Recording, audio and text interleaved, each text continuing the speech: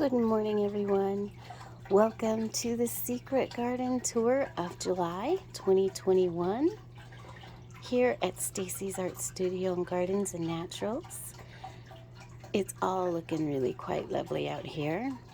Everything's nice and green and happy, and it doesn't take a whole lot of work to take care of this space, so I'm really happy with how it's worked out. So I know I keep mentioning the humidity because I'm a crazy New Mexican girl. And so our average highest is usually, the highest is 36%.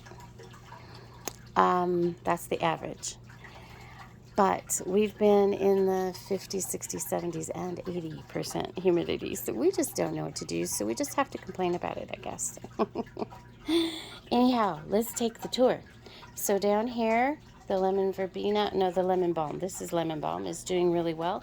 And the lemon verbena is doing quite nicely. So it is now needing to get lifted up onto the little rung here. So I'll have to do a little staking to get that to stand up a little better.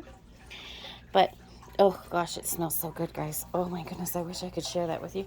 And then this is the rose scented geranium, and that one also smells amazing, along with some coleus in here. And this pot I've mentioned before is now permanently staying here. I won't be pulling that in and out of the house because it's just too hard on my back, and it's going to just live here, and we'll just have to replant it every year. That's just how it's going to be. And then the lemon verbena down here as well is ready to start being staked to go up a little bit higher. The honeysuckle's doing great here. It's just as happy as can be. Growing all over the place. And then here's my little sitting spot. Now I don't keep the pillows and blankets out here all the time because we do get rain and I don't have a solid covering there. But I may add that in the future just for that particular chair area. And then over here in the aspens corner, our lemongrass is getting nice and big. It should fill that whole space in, which is what I'm hoping for. And our aspen trees are doing quite nicely. Can't see them because the lovely rose has filled in.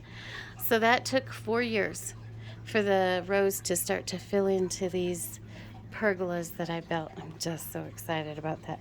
Oh, look, we have, so our, the clothesline broke. That had been there up there for a while, so I've got to take that down. And the rose has just grown so much, I probably won't replace it right there. I'll just leave the clothesline on the other side. And then our little silvery, feathery, I think it's called an Artemis, but Artemias, I don't know, I forget what that's called. And then the lilac is nice and green and fluffy. I did trim that back this month or last month. It'll probably need to be trimmed one more time before winter, and then in the spring we'll cut it back a little bit. I added a little bubbler to my bird bath, and it's really nice. It's lovely to see the water moving. Isn't that pretty? And very relaxing. Did a little video of it a little while ago, and lots of people really enjoyed that. So I'm so glad. That's the whole idea. Lower our blood pressure and our stress, right? I put the bubbler in it to help the water stay cleaner because it does sit here in the hot sun and leaves and things fall in it. So I've got to pull some of those leaves out now. And then of course we have our planted little pots here, little planters, which I really enjoy. Whoops, I tripped. So sorry, guys. I'm really bad at walking. I'm good at some things, but I'm bad at walking. And another planter. This has got, oh, what kind of basil is that?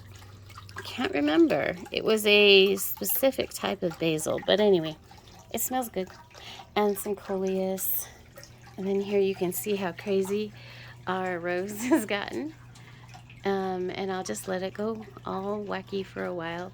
And then this fall I'll trim it back before it goes dormant. And then in the spring I'll cut it again because it does tend to grow through the winter as well. And then over here, our lovely fountain. And ivy is doing quite well. It hasn't spread as, a whole lot this year, but that's fine. It's a nice slow grower. It's green all year round. It's gotten nice and thick. I mean, it was this big. Yeah, about this big when I planted it. And I think it's been in 3 years now. And then my little corner that I like to, the idea of sitting and having morning tea or orange juice there, and I don't do it very often. But it's lovely to look at and be reminded, hey, sit down once in a while, lady. So that's actually probably why I have so many seating places in my gardens, because really it should be a place to sit and appreciate the earth around you and take a moment to just breathe and be and let the world slow down around you a little bit. So sometimes, most of my seating areas I don't use a whole lot, but I am reminded every time I look at it, slow down just a minute. You got to do that once in a while. Now, that swing chair I use a lot. And the swing chair out in the back gardens I use a lot. It's really quite soothing and comforting. It comes from a childhood thing. Did you guys go on swings a lot? And was it fun and freeing? It was for me. I remember as a kid on our farm, my dad put up a big swing, and I used to spend a lot of time on that swing, and I loved it. And so it has something to do.